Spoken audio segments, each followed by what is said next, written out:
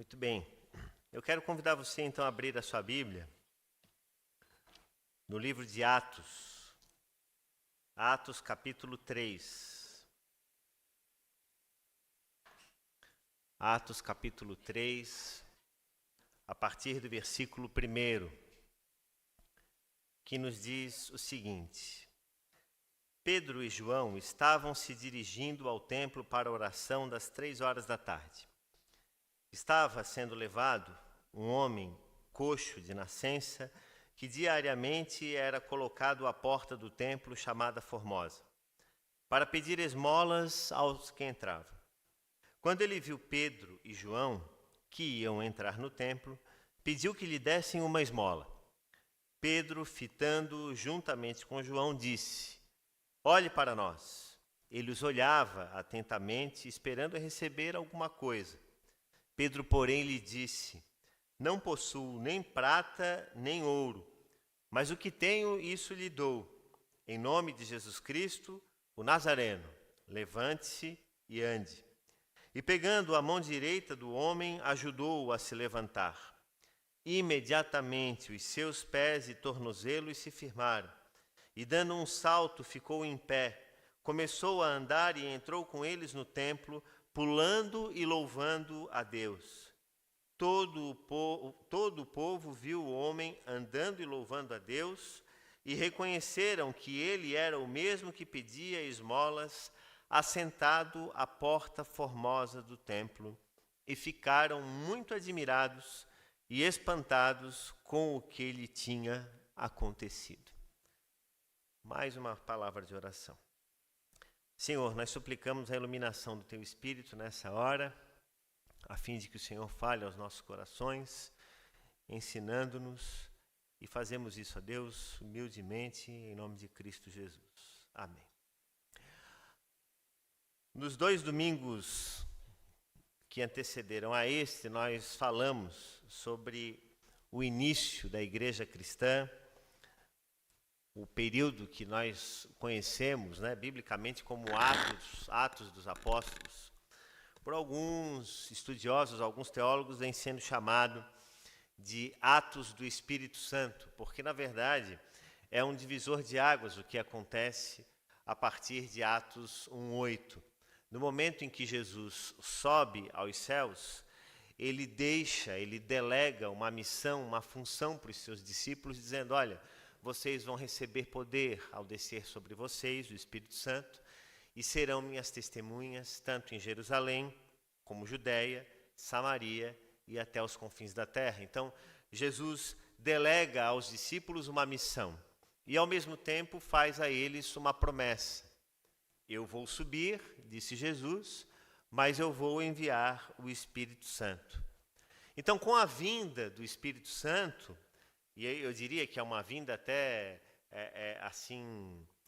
exponencial, uma vinda absolutamente importante, explosiva, eu diria isso, porque, como lemos no domingo passado, em Atos 2, a partir da vinda do Espírito Santo, Pedro, que era um homem duro, rude, precipitado, de repente se torna um pregador eloquente, prega para uma multidão e 3.000 pessoas são chamadas ali naquele momento, se convertem e também são batizadas.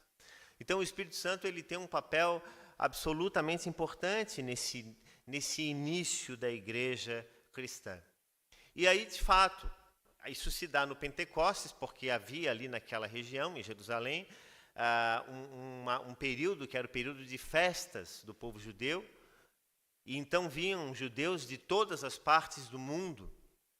E o Espírito Santo aparece naquele momento, e então as pessoas que estavam ali naquele lugar, os homens, os primeiros que recebem, são os discípulos de Jesus, e eles começam a falar em línguas estranhas, e aqueles que estão próximos, que não são galileus, olham e dizem assim: poxa, mas olha só, o que esses homens aí não são galileus, eles estão falando em línguas diferentes, em línguas estranhas. E à medida que cada um ia falando em línguas diferentes, outros também iam sendo chamados, e daquele movimento que acontece ali, o Espírito Santo marca o início e a transmissão do Evangelho até os confins da terra. Como nós lemos, inclusive, naquele momento haviam pessoas de toda aquela região, não só do Mediterrâneo, mas de outras partes, inclusive da África, que vinham ali, ou que vieram até aquela região para participar dessa festa judaica. Então, logo após o Pentecostes, é como se de repente a igreja ela tivesse tomado então um novo rumo. Um rumo em que a ação do Espírito Santo ela se faz presente diretamente nas ações dos discípulos de Jesus.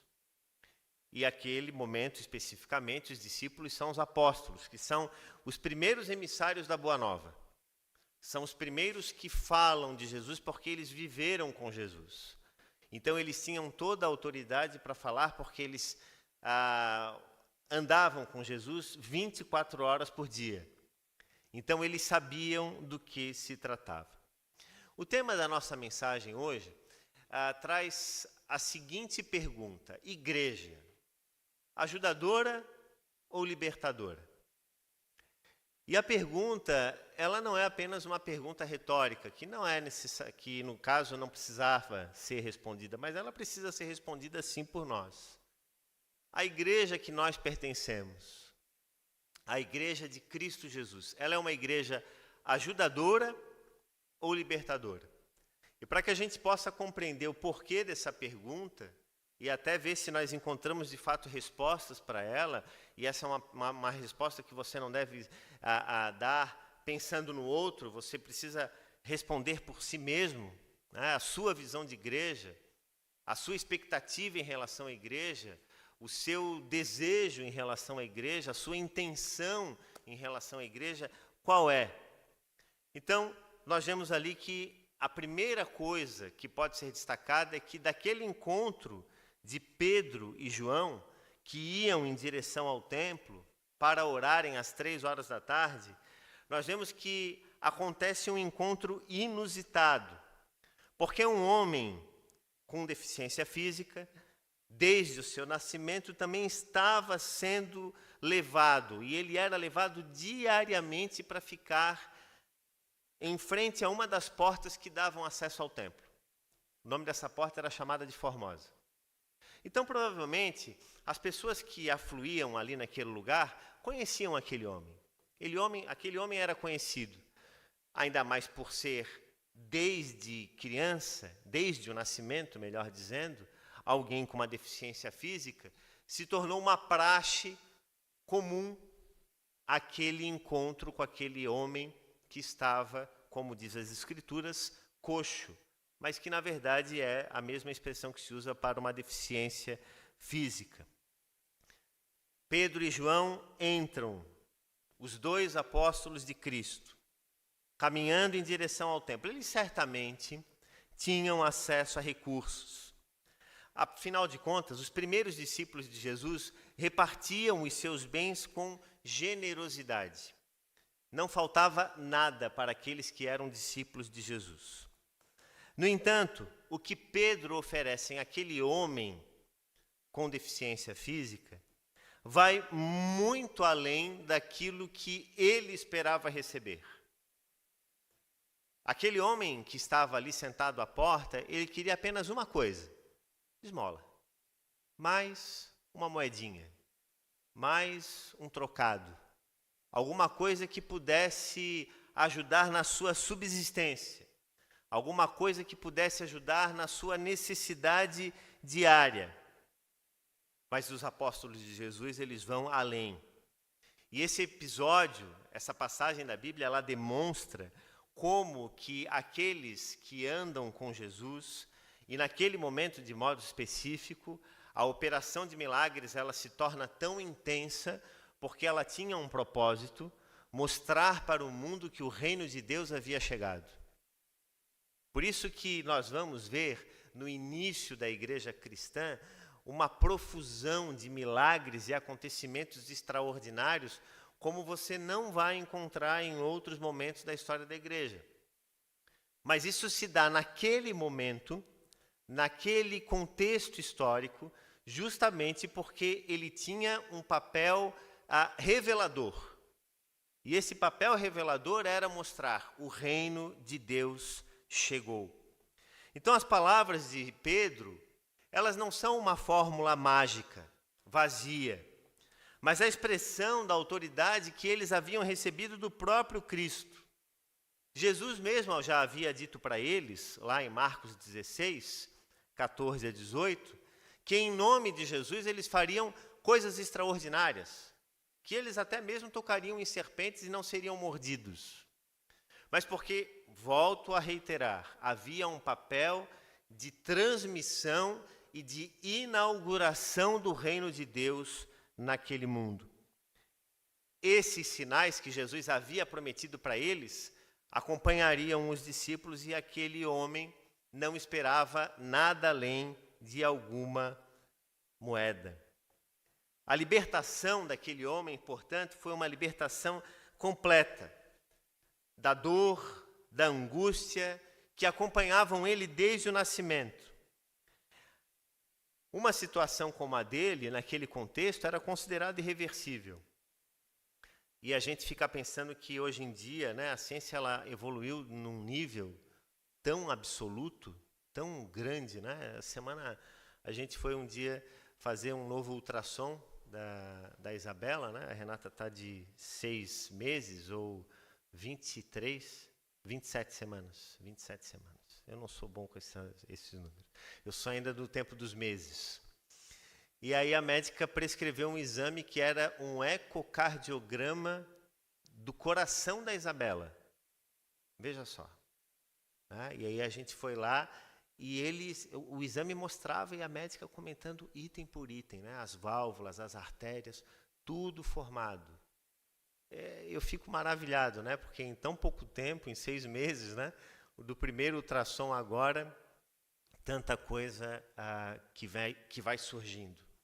E por que eles fazem esse tipo de exames? Porque a própria médica já comentou com a gente, um dia em consulta, que hoje em dia já é comum, me parece que já tem até em Florianópolis, eventualmente, cirurgias no útero da mãe. Quando o bebê está lá no útero da mãe. Então, a cirurgia até mesmo de coração, cirurgias corretivas que são feitas lá. Então, eu não vou entrar em detalhes, porque não é a minha área, mas isso foi o que nos chamou a atenção, mostrando a importância de todos esses exames. Agora, vamos lá, vamos voltar no tempo. 2000 anos atrás, qual era o acesso à ciência, tecnologia, a medicamentos?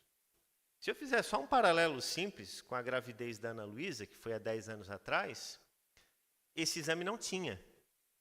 Então, em 10 anos, olha só quanta coisa evoluiu, né? Quanta coisa cresceu. Então, a sociedade ela se desenvolve bastante. Agora, então, olhando para a história daquele homem, perceba que ele passava por uma situação que era considerada socialmente irreversível. Não havia a menor possibilidade de assistência, de cuidado. Não se tinha nenhum tipo de visão, de olhar. Então, a única coisa que restava para aquele homem eram 2 caminhos. 2 caminhos.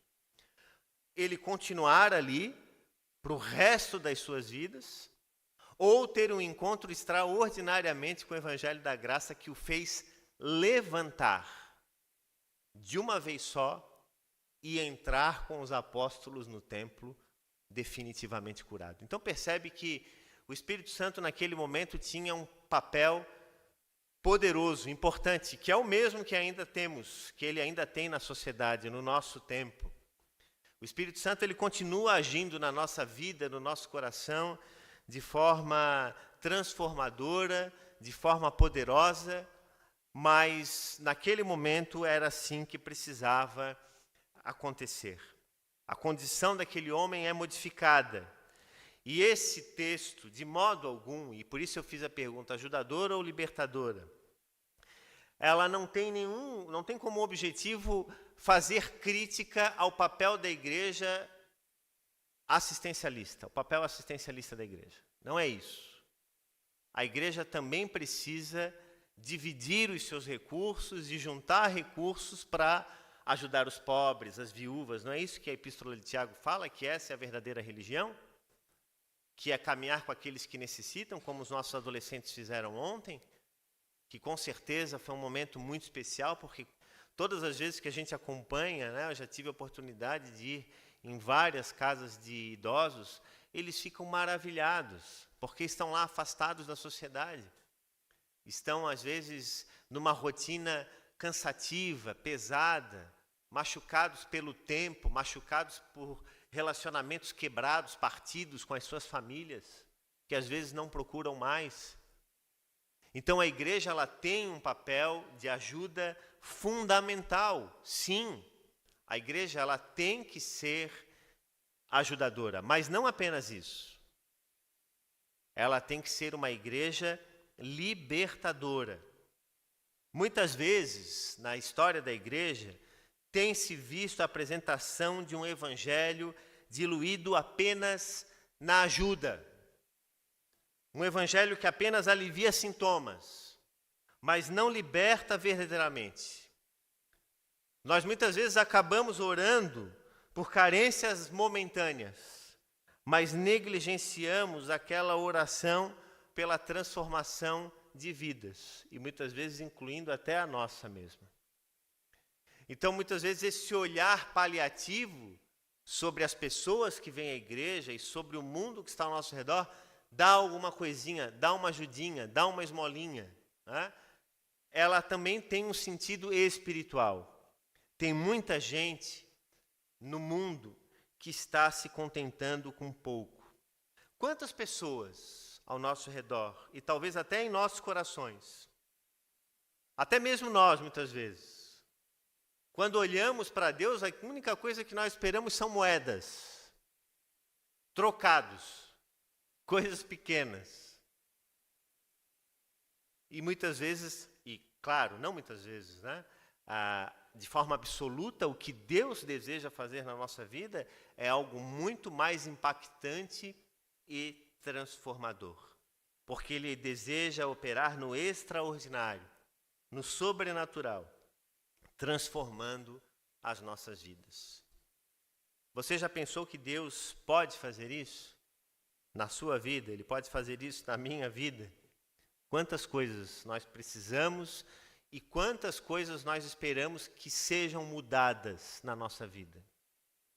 E tem coisas que às vezes a gente espera tanto tempo pela mudança que a gente já se acostuma a conviver com aquele problema. Já parou para pensar nisso? Você normaliza aquela situação. Acha que é assim mesmo. Porque muitas vezes o que a gente quer é apenas uma moedinha, uma esmola, uma pequena mudança, uma pequena transformação. E Deus deseja fazer muito mais em nossas vidas. E aí é onde entra o milagre de estender as mãos. Porque Pedro, ele não se limitou apenas a declarar palavras de fé. Ele foi além, em um gesto de profunda compaixão e ação. Quando ele olhou para aquele homem que estava lá e disse: eu não possuo nem prata nem ouro, mas o que tenho, isso eu lhe dou, em nome de Jesus o Nazareno, levante-se e ande. Ele não estava a metros de distância do homem.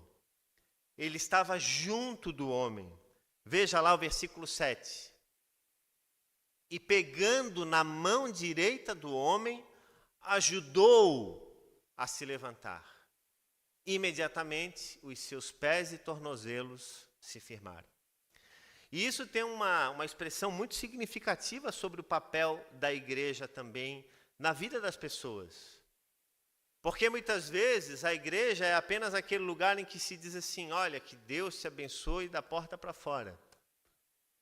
Que Deus seja contigo onde estiveres. Mas as pessoas têm dificuldade de estender a mão. Às vezes dentro de casa, com a esposa, com os filhos, com os pais.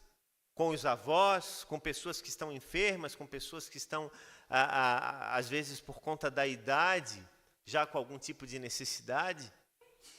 Então, hoje em dia, a gente está encontrando cada vez mais uma terceirização da ajuda. É mais fácil você, às vezes, pagar para alguém fazer do que você mesmo fazer. Você fica mais tranquilo e não precisa botar a mão na massa. Pedro poderia ter dito para João, vamos chamar alguns dos nossos discípulos aqui, junta lá um pão, um peixe, alguma coisa, dá para ele, e a gente diz, olha, que Deus te abençoe aí nesse teu lugar. Mas eles mudaram de direção, porque naquele contexto, os discípulos, os apóstolos de Jesus, eles não estavam andando sozinhos. Havia pessoas que andavam com eles. Então, aquele ato de ir em direção àquele homem revela compaixão, revela amor. E qual foi o resultado dessa ação? A cura instantânea, sobrenatural. O homem, então, tomado por uma gratidão absurdamente transbordante, por uma alegria que não podia ser mensurada, salta de pé, melhor dizendo, e começa a andar entrando no templo, louvando a Deus em voz alta. Imagine que cena poderosa. A Igreja de Cristo, ela é chamada para ser esse canal, para revelar a abundante graça de Cristo ao mundo. Mas para que a gente revele a graça de Cristo ao mundo, a gente precisa primeiro ver se de fato nós estamos enxergando essa graça de Cristo nas nossas vidas. Uma pergunta que a gente pode se fazer: se Deus atender ao seu pedido, seja ele de cura, provisão ou de qualquer necessidade, o que você vai fazer com essa bênção? Se Deus hoje atender aquilo que nós mais desejamos no nosso coração, o que será que eu e você faríamos com aquilo que nós mais desejamos hoje? Se Deus chegasse para você e amanhã de manhã dissesse assim, meu filho, minha filha, sabe aquele motivo pelo qual você tanto pediu? Está resolvido. Está pago. O problema está solucionado. A briga está dissipada. O que é que você faria com esse presente? Qual que seria a sua postura? Será que nós teríamos um outro olhar sobre a vida?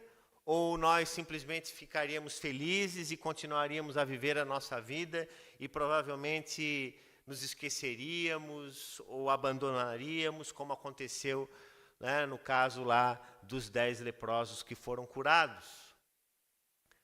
Em Lucas 17, apenas um volta para agradecer. Então, muitas vezes, as pessoas recebem sim aquilo que pedem. Mas foi Tiago que disse na sua epístola que muita gente não recebe porque pede mal. Porque pede para esbanjar nos seus próprios interesses e desejos. Então a pergunta a se fazer é: será que Deus vai me dar? Não é isso. É o que eu vou fazer se Deus me der.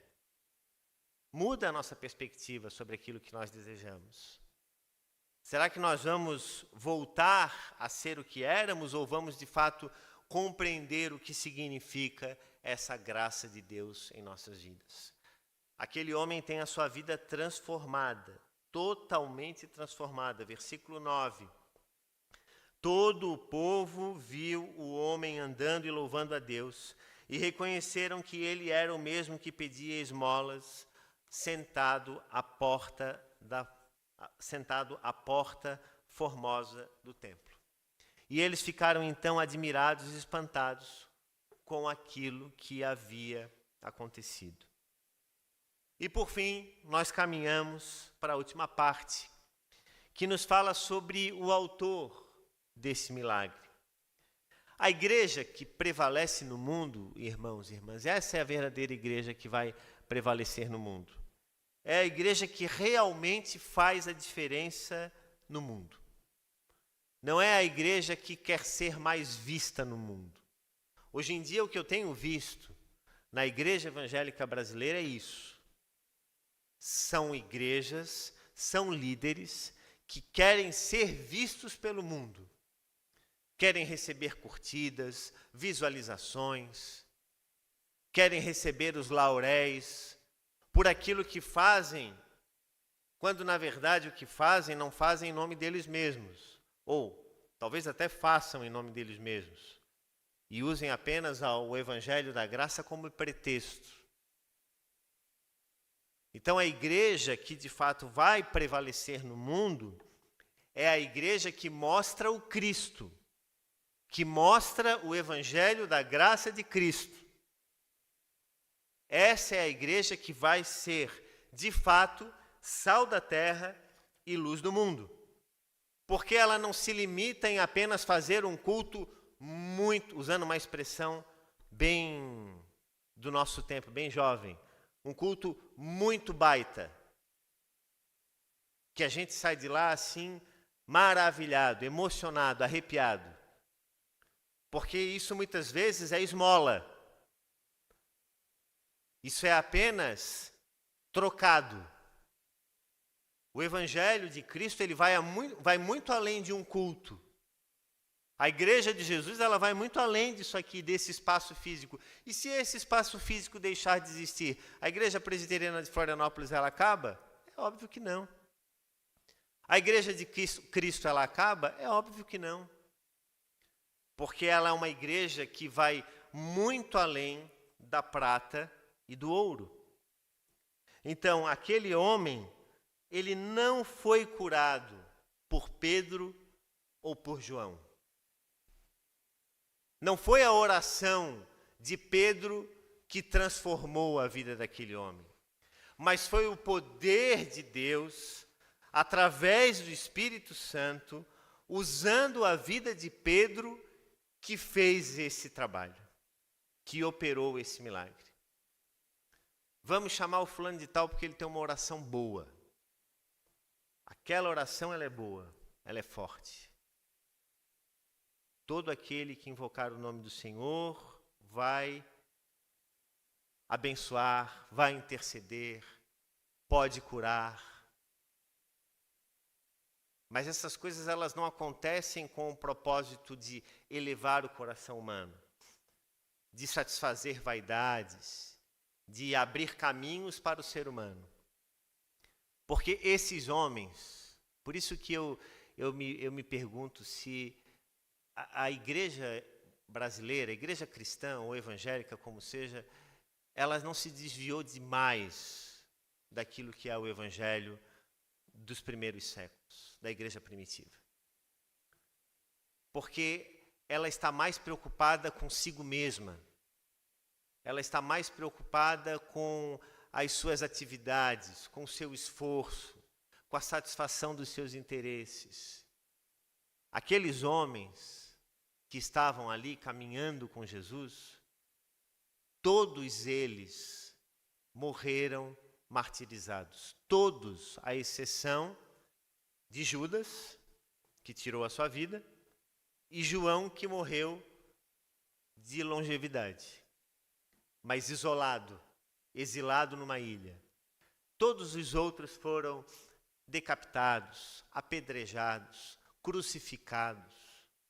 Então, o caminho que conduz a vida com Deus não é um caminho de facilidades, é um caminho de lutas.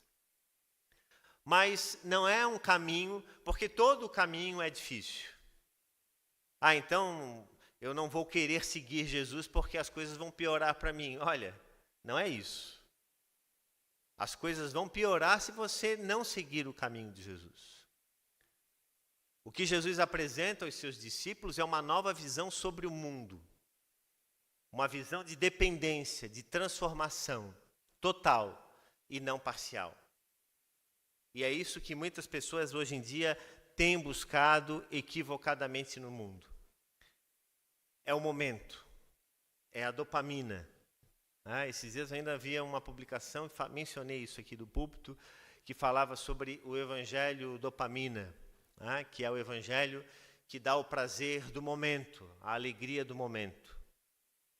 Assim como uma boa comida faz, uma prática de esporte, uma viagem, uma ida ao parque, enfim, tantas coisas que podem gerar isso. E tem muita gente que está à procura de igrejas assim.